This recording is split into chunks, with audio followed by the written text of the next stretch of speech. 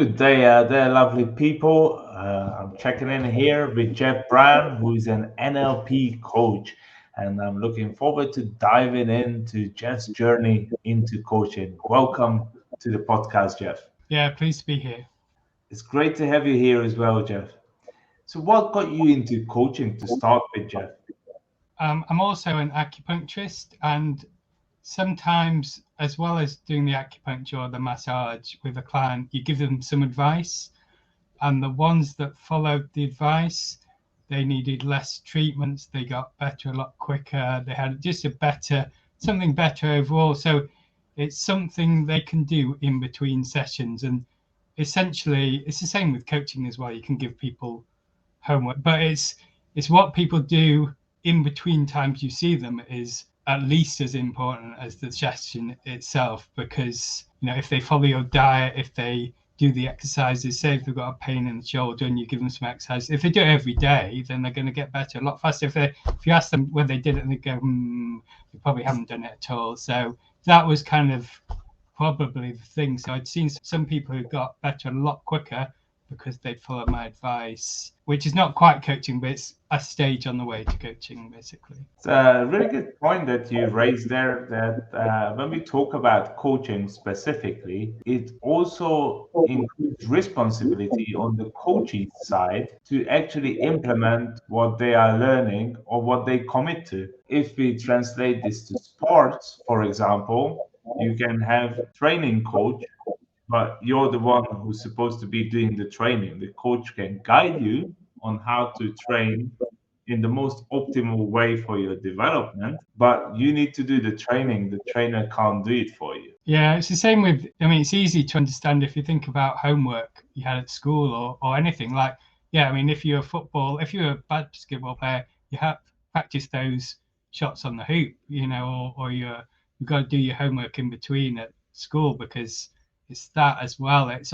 It's keeping up the momentum, because a lot of things about getting better, it's gathering momentum. So initially you've got inertia, but once you start getting some results, if you keep up with your diet, or if someone can help you stop smoking, but you might relapse. It's just that ongoing support and following through with what people have said is just important as that hourly session or a week, week or whatever it happens to be. Yeah, I couldn't agree with you more. And coaching gets a lot of criticism. People think it's a bit woo-woo.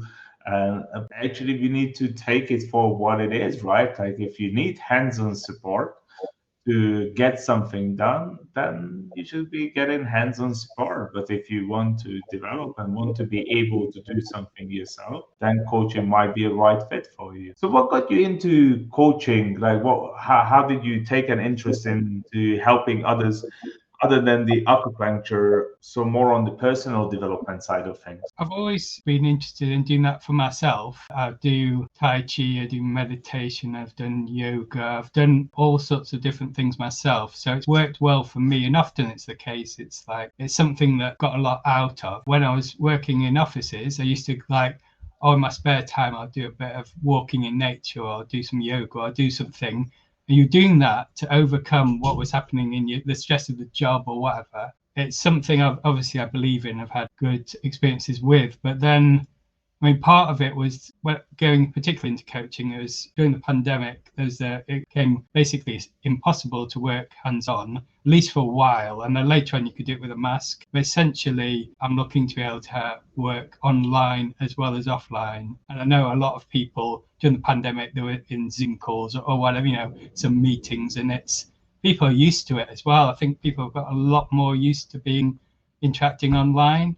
So I think it's much less a big thing. They're thinking, I'm quite used to that. Yeah, that's a great insight. What was the greatest benefit you personally got out of it? Can you define it? What's the one thing that coaching and all the practices that you described, like Tai Chi, yoga, and these walks in the nature, has brought you? I'd say for me, it's kind of like a centeredness. It's feeling like the center of your body is also the center of you. And if I was really nervous about this, I'd be going, I'm really nervous about this. What's going on? And so your energy is going right to your top of your head. And you go, your heart's beating quickly. And you're really nervous. People start talking really quickly. But if you're in your center, then you can be more calm, you can have a more reasoned response, and you can tell my voice has changed as well straight away. And it's the ability to get that to be the case whenever you like is a big thing. You can do different things like anchoring techniques from NLP. There's lots of different ways, but Tai Chi is very much about directing things in the center. But you get that in a lot of cultures. It's the ability to go from I'm in a terrible situation to a reasonable situation relatively quickly is a big deal, I think. You mentioned something there that really resonates with me, and it's centeredness. Actually, when I started out in my coaching practice in the very beginning, this was one thing I was offering in my service, and people didn't get it. There were many people who just didn't get it. They kept asking me, like, what is it?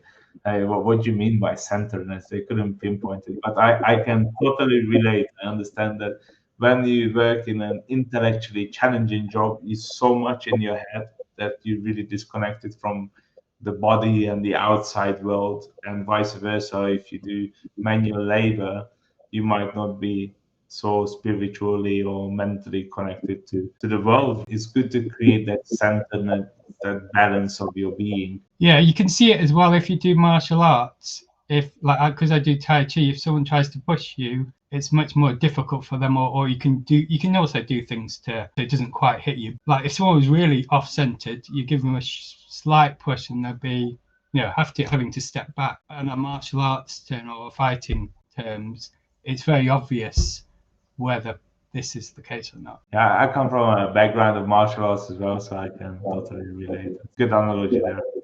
So what is it that you help people with specifically now? Okay, so I help introverts with social anxiety improve their communication skills so they can improve in their careers. It's useful for things like public speaking, and if they want a promotion, talking to your boss, dealing with other people in their organization. So often the people with confidence are the people get the promotions or the jobs, sometimes irrespective of how good they are. But say if there's two people who are equally good and one's really confident and one isn't, the person who's confident is, I'd say 9 times out of 10, is going to get the job over the person who's less confident. Not always the case, but if there's any sort of talking involved in front of other people, whether it's on a Zoom call in front of other people, but just if you're asking for a raise or in a job interview, it comes across quite obviously. So if you're nervous, and that could be like stuttering, stammering, it could be you talking very rapidly, or it could be all sorts of things, or you're reticent about talking, then some of it's just how you're perceived, basically. People perceive. Would you rather work with a confident coach or someone who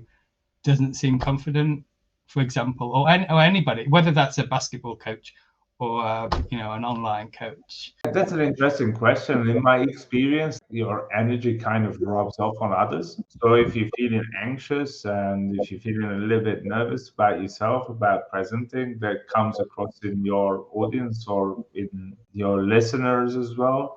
People want to feel good, right? So they choose the person that makes them feel more comfortable, less nervous, and they feel better equipped to perform.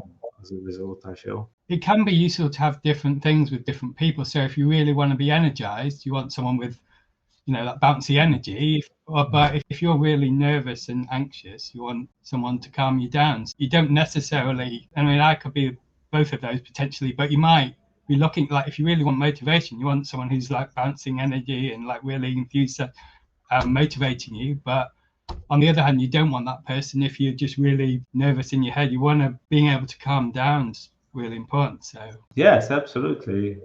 So why did you choose this field specifically out of all the different possibilities and areas you could have gone into with coaching? Why social anxiety and confidence? I'd say when I was quite young, I was shy. I think partly that was because I was quite short. I got a growth spurt later on when I was 16, but I was quite a lot shorter than some of the other people. So I think that sort of reflected a case of being shy and also maybe allowing others to speak before you or whatever, because it's just maybe it's like an unconscious thought process you've gone through. Is like if you're a bit smaller than them and maybe like the bigger people were on the whole a bit more confident. So I had that, and I had a certain amount of shyness, and also speaking. I mean, you got a variety of times at school, maybe occasionally, then certainly at university, also in jobs. I remember being certainly nervous doing that, and now I'm a lot more confident. I'd say I've been doing some Facebook Lives and other things, but I feel a lot more confident now doing it than I did before. And I think it's useful if the person has gone through the same struggle that you're going through, or at least they've helped, you can see that they've helped other people go through that struggle and get to the other side, where they say if they weren't confident giving a 5-minute talk or doing a Facebook Live, and then at the end they are confident enough to do it. Whether it's great or not is another thing, but at least they've got the confidence. It's a starting point where you can, maybe they seem like an averagely confident person. I'm not expecting people to be like superstars straight away, but if you can move from one thing to another, you can see the progress. And if the person's been through a similar thing themselves, and I remember being anxious at times as well in a variety of situations, but just like chatting to members of opposite sex, things like that, a variety of things. If you're shy, it's something where other people wouldn't find it as difficult. You're helping people with their social anxiety, with their confidence to be able to communicate more eloquently and compellingly. I'm curious, how did you attain the skills, or what has helped you personally to get there? The particular thing I'm going to be using is I did a course in NLP and something called timeline therapy and hypnotherapy. A lot of the skills relating to this are from that. So this can be from like a one-on-one meeting. Basically, if you can work out from the language people use, essentially people tend to use one of 3 types of language. So this is one thing. So they might be talking about, I see what you mean, where you see yourself in 5 years time. I'm clear on this. So that's very visual. Often you know that rings a bell, things like that. So the language people use, if you can reflect that back at them, they'll feel that you get them, basically, because often you can have miscommunication. So that's one thing. And then there's watching body language, whether you see people who like each other, they mirror each other's body language. Maybe they cross their legs at the same time, that kind of thing. So you're looking for visual cues, and I got a lot of this from doing acupuncture. We're specifically looking at people's emotions. So, if people smile and if they're genuine, you can see the creases on their eyes, and basically, and if they're fearful, it's sometimes quite what we call a micro gesture. So it's like drawing back slightly. There's a number of things they can use, and anchoring is one skill as well. You can anchor a certain feeling. So if you remember feeling confident in the past, you can anchor that feeling. So you might have come across things like Pavlov's dog, but even if you haven't, you know that if there's a red light, a traffic light, that means slow down. If your phone rings, you could pick it up and answer it. It's a cue, it's stimulus response. It's something, a stimulus causes a certain response. It's always the same when you go like, oh, that's obviously a WhatsApp message from someone, because it's that tone. Or that advert, you remember the jingle from that advert. So it's something that creates a response. So if you can anchor that and use it kinesthetically, as impress on a part of your body, and it brings that confidence, then that's great for using that. So it's a variety of techniques, but something called timeline therapy, where you can use that to essentially normalize an emotion. So if you've got anxiety, you can bring it back to normal. It doesn't mean it's never going to happen again. So you do also need techniques for the future, and these can be breathing techniques. I'm an acupuncturist, so one of them can be acupressure, so you can press on certain points of the body, like this one's good for relaxation, one called yin tang, but I can teach that, and obviously qigong and meditation. There's a variety of techniques, so it's useful to normalize the problem first, but then it may occur again in the future, and then have techniques that you can use. So breathing is a great one. People can be sat at your desk and doing it. Other things like qigong, other stretching exercises are good if you've got 5 minutes outside, and you can use that. So essentially teaching some techniques, and whichever appeals to people is probably what they're going to be using going forward. Because I know not everything appeals to everyone. Thank you for sharing that. That's really insightful. And for those people who don't know what Qigong is, can you explain that a little bit? Almost the same as Tai Chi, but it's just done for health. Occasionally, there are some that are not just that, but on the whole, it's just done for health.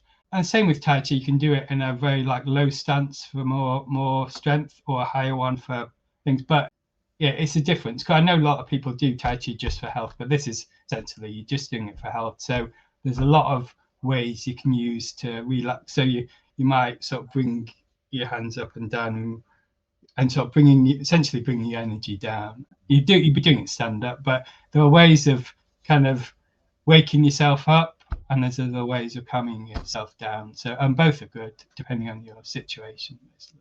You seem very passionate about this, and I notice how you're very immersed in all of this and how much you enjoy just talking about it. I notice your energy. It's really beautiful. Thank you for sharing all of this. When you started out looking for solutions to solve this social anxiety and the communication improvements, why did you choose NLP out of all the other programs that are available out there? Well, I say the initial thing is I did a course in that relatively recently. I've done some other things as well. Essentially, you'd be getting NLP with some of the other modalities. You said the acupressure is from my acupuncture thing, and the Qigong is something I've been doing for 20 years. So it's a mix. A lot of them are a mix of things that I kind of, some of the NLP things I already knew from acupuncture. We'd learned about some of that before, like towards and away from. So you'll be aware of it. But essentially, what we found if someone's ill, if they want to get better quickly, it's better to think about what they're going towards, as in, what are you going to do when you're better? Are you going to go on the golf course? Are you going to meet with friends? So if you go to something you enjoy instead of away from something, it's like, oh, I don't want to be painful anymore. I don't want this to be stiff anymore.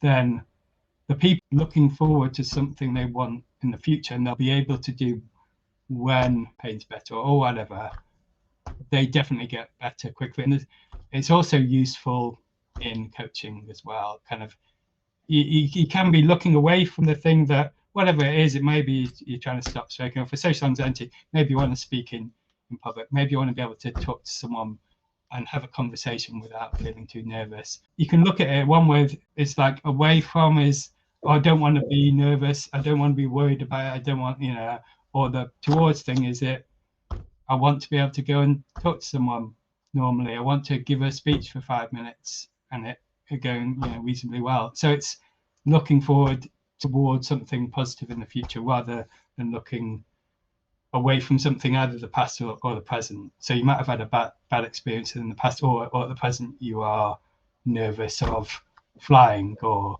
heights or something. Then Yeah, that's so true, because there are two things that motivate people in life, and one is moving away from pain, and the other is moving towards pleasure. Now, out of the two, moving away from pain is a greater motivator. If you touch a hot stove, you immediately take your hand off and move it away without much thinking. But in order to, say, warm up your food, sometimes it takes a bit of kicking up the butt to get out from in front of the TV and put the food on the stove, right? That takes more effort, more conscious effort to move towards pleasure. So it's interesting to combine the two together and see how can they work in conjunction.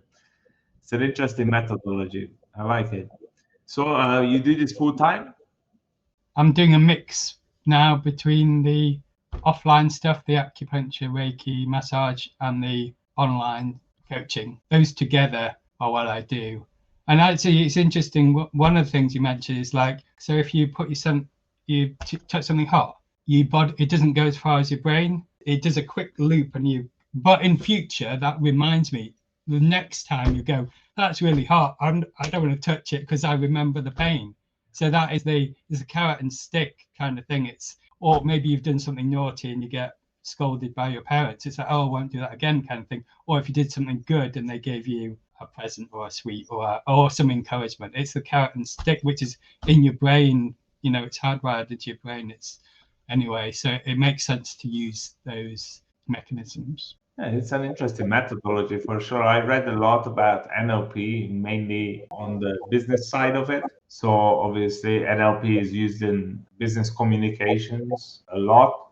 And I definitely understand the benefits of it. And I done my coaching certification under Ericsson International, which is funded by Milton Erickson, who was the person who kind of invented NLP, if you call that inventing, but he definitely came up with the process, and his works and his life is absolutely fascinating. Essentially, what I read about is there were two people they studied. He was one, and there was someone else. And essentially, one of them got their success by going really detailed into things, and the other got that success by going really big picture. So it's kind of the opposite. So they studied both those two people, and between them, they worked out NLP. So he was a great hypnotherapist, basically. Exactly. And I've got one of his books myself. He's great at something called reframing. So reframing is essentially putting a positive spin on something. You might have something like you're working long hours, or if I would go for big walks in the hills, which I do a lot, sometimes it's bad weather, but essentially you're building up physical and mental resilience by doing that. So if you've gone through a hard time in the past, as long as it's not like one that's so dreadful that it's on your mind all the time, it's kind of like, I know I've built up that mental and that physical resilience just by going through those tough times. And for me, a lot of it has been out walking in terrible weather. You can go through trials in your life, trials and tribulations as well. So, but times people say what doesn't break you makes you stronger, basically. And as they say in the British Army, if it ain't raining, it ain't training. Yeah, I can understand that. One of my friends said a lot of it, they do it in Wales, and it's like moorland. So you have to essentially go 5 miles an hour over moorland. So it's like jogging over really rough terrain. So that's one of the trainings they go through. Yeah. All right. So when you started out on your journey as a coach, what helped you? How did you get your first 5, 10 paying clients? Like, this is something most newly certified coaches struggle with.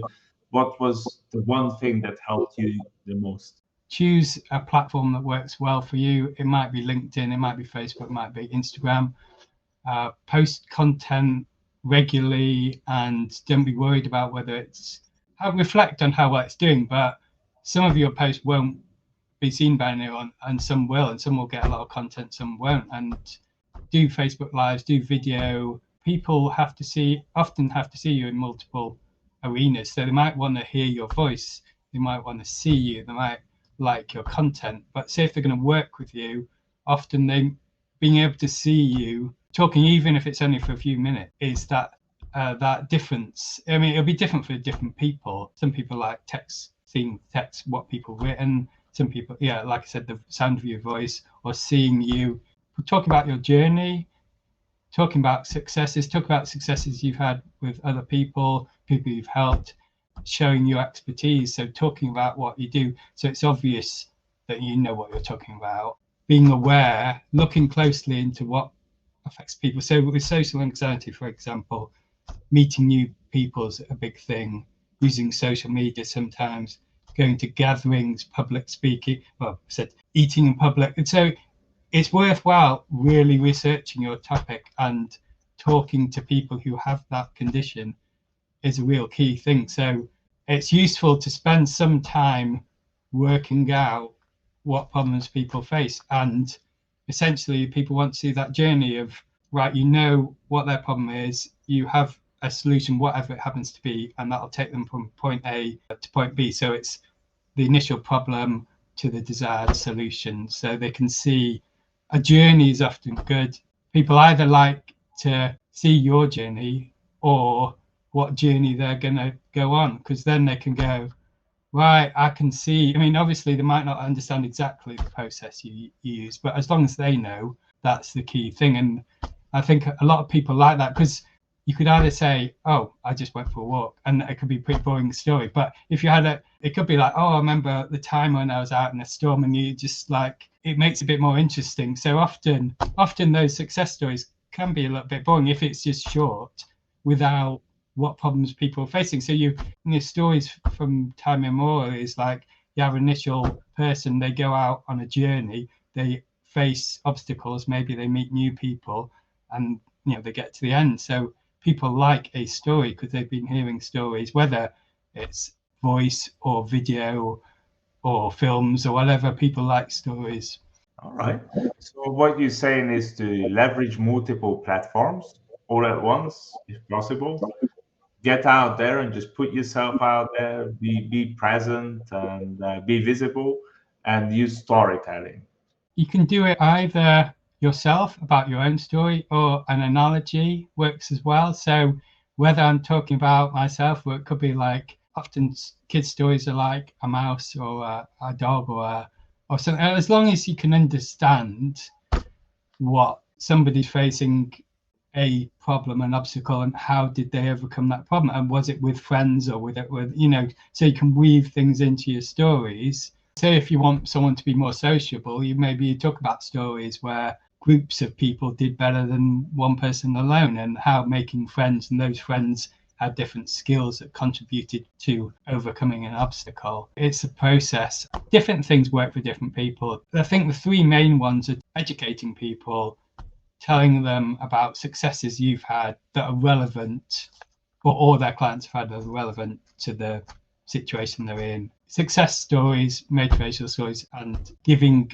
valuable content about whatever it is. For me, it's social anxiety, but for others, it could be smoking or whatever. It's showing your expertise, basically.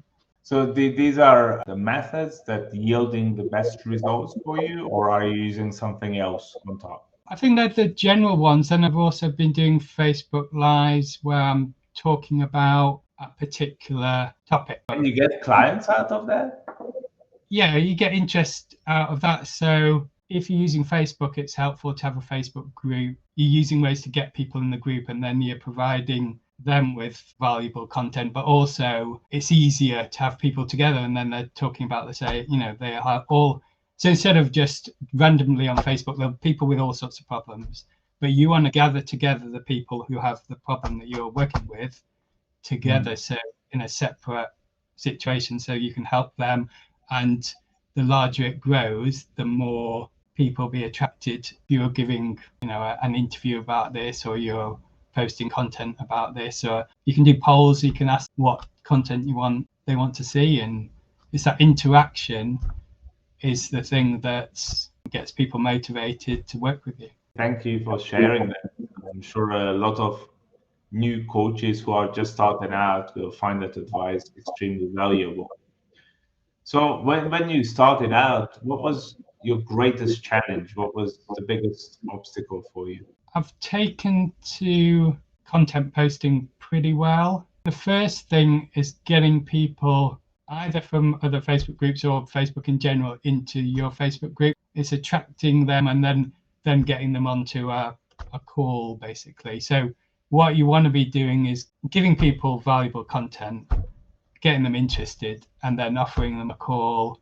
And then you can talk about whether you're a good fit for them. You don't necessarily want to work with everyone, but if you both feel that you get on well enough, there's good enough rapport, and you feel like, I feel like I've got something to offer, and I feel that they're gonna go through with it, basically, because not everyone's motivated enough to get the success. So it's not only the barrier of paying, but it's also attending sessions and doing the, in inverted commas, homework in between.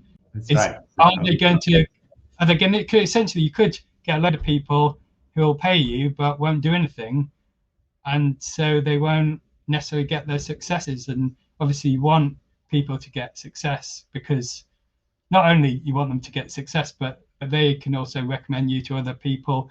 And there's all that you can say, like, you want to genuinely be able to say, I've helped this person, and they can leave reviews as well on either, online preferably, but just saying, like, I've helped this person. For example, there was one lady burst out in tears as soon as she even thought about chatting to people, and this was even like a group of 5 people who are her relatives, not even strangers. So I helped her with that, and then she felt confident enough to do a Facebook Live. It's these experiences and that successes you had with people is, I mean, it's good that you're getting the successes, but it's also they can tell others, and you can highlight that as, because that's proof of concept basically. So but when you say like getting people from other Facebook groups or just like from Facebook into joining your group, providing value and getting on the call was your biggest challenge. How did you overcome that? For some things like content posting, you just got to try different approaches. For some people, they like just a short question. So I asked the question in several Facebook groups relating to anxiety is, how do you feel when you meet new people? And the people who respond to that either like that or comment that on that post, they've interacted with something you've created, and then there it's reasonable for you to contact them. And the same, you could have a bigger piece, a few paragraphs long, something about breathing exercises. I talked about, one was just watching how you breathe. If you're breathing, if one hand on your chest, one hand on your belly, if you're really nervous or shaky, you might be, people hyperventilating, that the hand on the chest will move a lot and the one on the belly won't. So you just keep working, breathing until the hand on the belly moves, but the one on the chest doesn't. And I could have just done that. I did that as a post, but you could do a video of that, you doing that. And on some of the Facebook lives, I've kind of shown it. So it's more obvious. Yeah, it's doing that. And you can also do your kind of hero journey.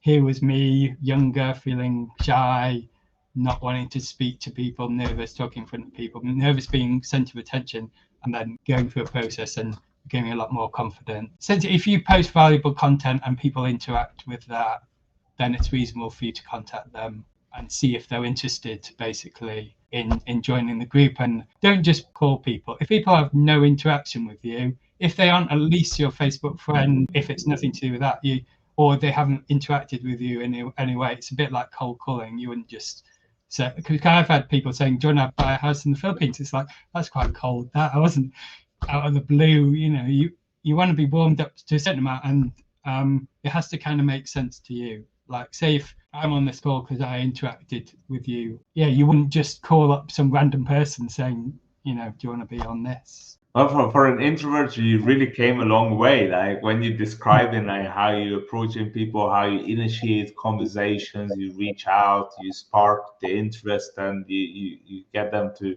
have a conversation with you. I mean, that must have taken you a lot of conscious effort to overcome your own shyness or limitations to get out there. Well, I think there's a difference between being face to face and being online, which is kind of abstraction. But I mean, I did go through a process. This is more to do with hiking, but I used to hike just by myself or with my sister, and then I started leading hikes, and now I lead hikes and scrambles up to 20 people. But like in your head, you might thinking like, I'm confident with like 5 people, but not with 10 people or 20 or whatever.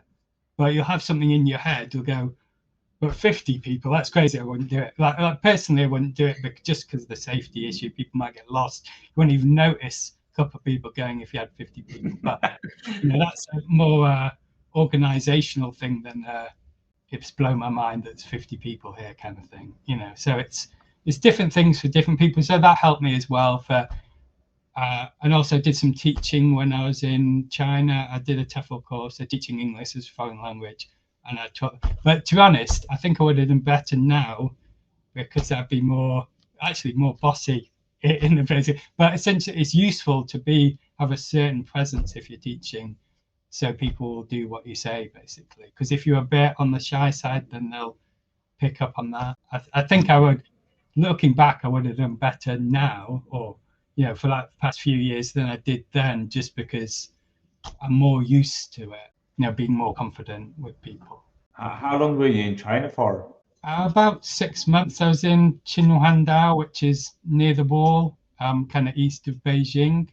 So I wanted to go to China. I don't think teaching was for me in the end. It was an interesting experience because almost nobody spoke English. So I did a lot of Tai Chi with people in the park. A handful of people spoke English. It wasn't like Beijing, there'd be quite a few people, but people could say hello to you, so that's the equivalent of me saying ni hao to everyone who vaguely Asian looking I meet, so it's, and nothing else. It won't be like hello how's it going? It'd just be hello. And that's, they'd only know that word. And what was your biggest takeaway from the journey to the Orient? It's just a different culture, I would say. It's interesting. There's a lot of culture differences. So people liked going out doing Tai Chi in the park. And I know some people like jogging and walking, but it's a big thing over there. It's experience of completely different cultures. I'd say the takeaway for me is. So your trip to China influenced you more to go deeper in acupuncture, Tai Chi, Guangdong, and all these other Eastern medicine practices? I'm not sure if it did or not. I think sometimes you're just moving in a certain direction. And one of my friends I knew from actually juggling, he was a juggler. He'd become an acupuncturist a little bit before I did. So he was talking about it. And I already did like yoga and Tai Chi and Qigong and other kind of, some you'd say Eastern practices, but actually I did a pharmacology degree. So mine was that's very like Western, how drugs affect people. So that's very, what we'd say is like looking down at detail affecting neurotransmitters, whereas Eastern medicine is more holistic. I mean, it can also be detailed. It's interesting to do things both, go really detailed and go really big picture. They're both useful in different situations. Fantastic. I didn't realize you had a degree in medicine. It's in pharmacology, so it's specifically this research into drugs. And I've also, my degrees were almost polar opposites in that, like one's really, like Western medicine's really detailed. We want to affect this small, tiny, it might just be a very small thing you're trying to affect. Because you've heard of like serotonin and dopamine and adrenaline. A lot of these things that affect mood, it's to do with these neurotransmitters and how much is flowing around your body. So you can do that with a drug, or what you eat can affect that as well. It's your microbiome, it's the bacteria and viruses and fungi in your body. It's actually the bacteria that produces most of your serotonin in the body. You can do things a different way, and I'm not saying one's particularly better than another. It's handy to have multiple options, because maybe drugs will work for someone, but if they don't, there should be other options on the table. Yeah, I also feel like there's a lot of power to the mind, and that's why placebo drugs often work on people, because mental transformation can result in physical healing. Obviously, not in extreme cases, and I'm not naive. I know that some illnesses definitely need medical treatment, or medical treatment result in faster healing in some cases, but it's also equally true that for certain things, placebo drugs work because they just induce a mental process that results in a natural healing process, which is fascinating, the power of the mind and what you can accomplish through it. Yeah, there's also there's something called nocebo. People went to two different doctors. One doctor says, I've got this pill, it really works for whatever condition you have. You get better straight away, and then you do. And then you go to this other doctor and go, oh, it's just this generic pill, it probably won't work. What would your response be to that? Is you probably wouldn't work, because you've kind of told them. So that's a nocebo. So it's the opposite of a placebo. So you have this with teachers. If your teacher says you're rubbish at art, you'll never be an artist. If that's all you hear, that's probably true. Maybe you're not the world's greatest artist, but it's persuaded you of a certain thing. Yeah, or you're not as good as your brother or sister. They might go like, well, your brother was good at maths. Why aren't you good at maths? It kind of depends. Like, so if your teacher's inspiring and essentially has a key core of coaching is, or at least what I was taught, is to have a limitless belief in what someone can do. So if I kind of reflect back to the person that they could be great at maths, then they're much likely to do better than if I'm down on them and don't believe if I believe. So they told some teachers two different things. Essentially, they told one lot, oh, this class is rubbish, they won't get anywhere. And at the end of the year, they got like D's and C's. So they taught this other teacher, oh, this class is great, they're really up for it, they're really enthusiastic, they'll get. And they taught, the same, could take the same people, and they could get A's and B's, much better grades, just because the teacher was inspiring and believing that it's not just being inspiring, it's believing that they can do it. Yeah, a lot of it is attitude. I feel like what kind of attitude do you go into something with, and me personally, who come from a sporting background, if you turn up for a match thinking I'm gonna lose, and you probably are going to lose, like, because you already settled that with yourself that you're not even given 100% anymore, because you're accepted the possibility of losing and you compromise yourself in a sense. I'm not saying that you can't accept the possibility, like the possible outcome of losing. You have to go into it with peace of mind that I may lose, but still, you have to be hungry for that win, and you have to have the right attitude to get into things. And that really determines the outcome, just your attitude about your experience, like how you approach things. Yeah, so for a sports coach, it's giving that people the belief, and maybe at half time they're not doing well. It can be carrot and stick, but giving them the encouragement that they can do it. It's a belief. If you strongly believe that you can do something or you can't, and it's a reasonable thing, it's not like flying to the moon. If it's, it's sports thing. If you believe that you're going to do well in sports, well, you probably will. And if you believe you're no good, then you probably won't. There's a Netflix documentary called Arnold. It's all about Arnold Schwarzenegger, and he's basically had a fantastic. He's very visual. He could visualize what he needed to do, and he went through all those step-by-step processes. So first, he wanted to be a bodybuilder, so he worked out what his hero, the step-by-step processes he went through, and he did it. And most people would just kind of go, "Oh, I fancy doing that." They do it for a few months, then they kind of not do it anymore. But he could clearly see in his mind himself on the podium having won. It's that kind of amazing belief in yourself and that clear vision. For him, it's very visual. He could really see it in the future, and he could see the steps, and he could take the steps to do it, to get his success. And he has success in that, and movies, and as a politician. So that's very rare, but it's that clearness of vision. And for other people, it might be, they could hear people cheering when they've won the medal or whatever, or it could be, the feeling you get, depending on the person. If you watch that, that's a really clear example of someone who's really got that vision, and they go through it and they get the success through that. What's your vision for yourself and for your business as a coach? I mean, the core thing is to be well paid to get success with people. So for me, it's having a balance. It's like the balance between I'm all about the money, and I'm not about the money. I'm doing voluntary work. So it's getting success with people. I want to get success with people, and then move on and help more and more people. And whether I'll stay in this particular niche or move on, I'm not sure. I might, at the moment, I'm looking at working with people to help them in their career, and maybe I'll go on and help people who particularly want to be good on one-on-one, or maybe that's the confidence to talk to. But essentially, that's what I'm looking to do is to help people and make a decent living while doing it. It's to have an impact, basically, have positive impact on people's lives. Thank you for sharing that. That's really insightful, and I love that about coaches. Most coaches are really well-meaning people, and they all want to help others. So with that, if somebody is looking for coaching, overcoming social anxiety, and want to be a better public speaker, want to advance in their career, maybe through confidence, where can they reach you, Geoff? Well, I'm on Facebook, on LinkedIn, and I'm on Instagram, but most of my Instagram's about my hiking, but certainly on Facebook and LinkedIn. And sure thing.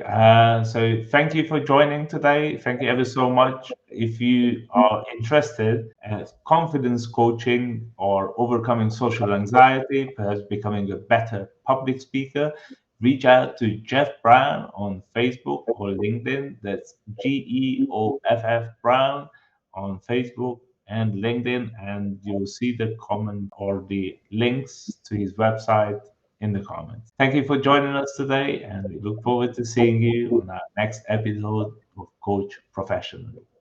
Bye-bye. bye.